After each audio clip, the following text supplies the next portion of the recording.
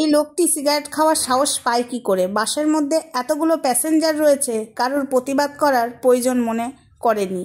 এই জন্যই না দুর্ঘটনাগুলো ঘটে। বলতে গেলেই অনেক কথা। লোকটি বাসের মধ্যে সিগারেট খাচ্ছে, আর বাসে কত প্যাসেঞ্জার।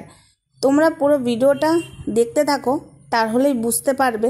তারপরে বাকি কথা আমি পরে বলছি। বাসের মধ্যে কি করে সিগারেট খায়, আর কেউ প্রতিবাদ করলো না?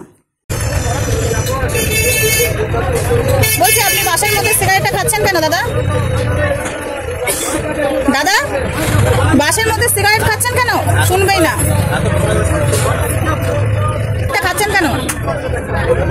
বাসের মধ্যে সিগারেট খাওয়া তো অ্যালাউ নেই। তখন থেকে আপনাকে আমি বলছি বাসের মধ্যে সিগারেটটা খাচ্ছেন কেন? আপনার জন্য তো একটা দুর্ঘটনা ঘটে যেতে পারে। আগে আপনি ফেলবেন কি ফেলবেন না সিগারেটটা? বাস কিন্তু নামিয়ে দেবো, আপনি সিগারেটটা ফেলুন বাস থেকে, আগে ফেলুন। কন্ডাক্টর কোথায় গেলে? বলছি তো কন্টিনিউ সিগারেটটা শেষ করবে, তারপরে উনি ফেলবেন। ওনার বক্তব্য ওই যে এখন ফেললেন, শেষ করে ফেললেন, মানে কতটা অভদ্র। শেষ করলো তারপর একদম তাকাবেন না। আমি ঠিক কথা বলেছি, একদম তাকাবেন না। সেটা বাইরে খাবেন, খাওয়ার জায়গা তো আছে না, বাইরে খাবেন। হ্যাঁ, কেউ খেলেও বাইরে খাবেন, বাসার মধ্যে নয়, বাসা টেনে নয়, এটা অ্যালাউ নেই একদম। আপনি চুপ করে থাকবেন। আপনাকে আমি ভদ্র ভাষায় এখনো বলে যাচ্ছি। না, উনি লেখা পড়তে পারেন না, ঠিক আছে, মুখে যখন একজন বলছে শোনা উচিত। বাসে ওঠার আগে এই প্যাসেঞ্জারগুলো কিন্তু ছিল। আমি যখন উঠলাম বাসে তখন দেখছি উনি অলরেডি সিগারেটটা বসে বসে খাচ্ছে। এতগুলো প্যাসেঞ্জার একটা প্রতিবাদ করেনি, আর আমি লাস্টের সিটে বসেছি, কেননা সব ভর্তি প্যাসেঞ্জারে, সামনে একটাও সিট পাইনি। তো এসেই দেখছি উনি সিগারেট খাচ্ছেন। তো সেখানে আমি প্রতিবাদ জানিয়েছি।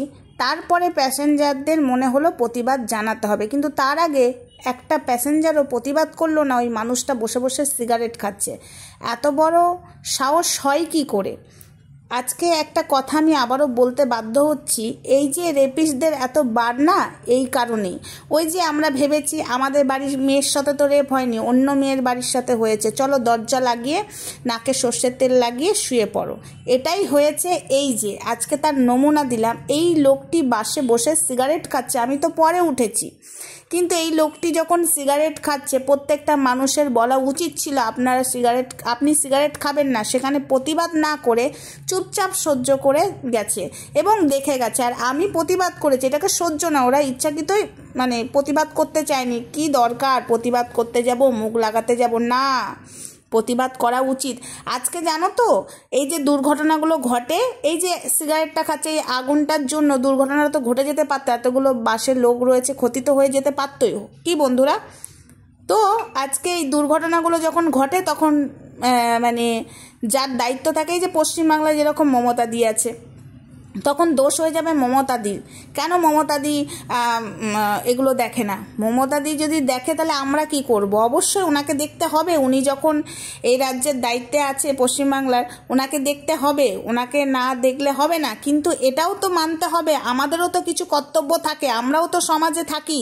আমরা দেখে কি করে চুপ করে থাকতে পারি? এই যে উনি সিগারেটটা খাচ্ছেন, একটা পাবলিকের মনে হয়নি এটা নিয়ে প্রতিবাদ করি? আমি যখন বাসে উঠলাম, আমি তো উঠেছি পরে, তার আগে তো অনেক প্যাসেঞ্জার দেখুন আমার দিকে কিভাবে তাকাচ্ছে, কতটা অসভ্য অন্যায় করার পরেও। কিন্তু আমি তো পরে উঠেছি, যে আমি প্রতিবাদ করেছি। এরকম আমার মতো প্রত্যেকটা মানুষের প্রতিবাদ করা উচিত। তাহলে ভুল করার আগে 10 বার ভাববে যে না, সবাই তখন প্রতিবাদ করবে। এটা যারা অন্যায় করবে তারা কিন্তু ভাববে, কিন্তু মানুষ তো করছে না। এর জন্য কিন্তু আমরা দায়ী। বাসে লেখা রয়েছে কিন্তু সিগারেট খাওয়া বারণ।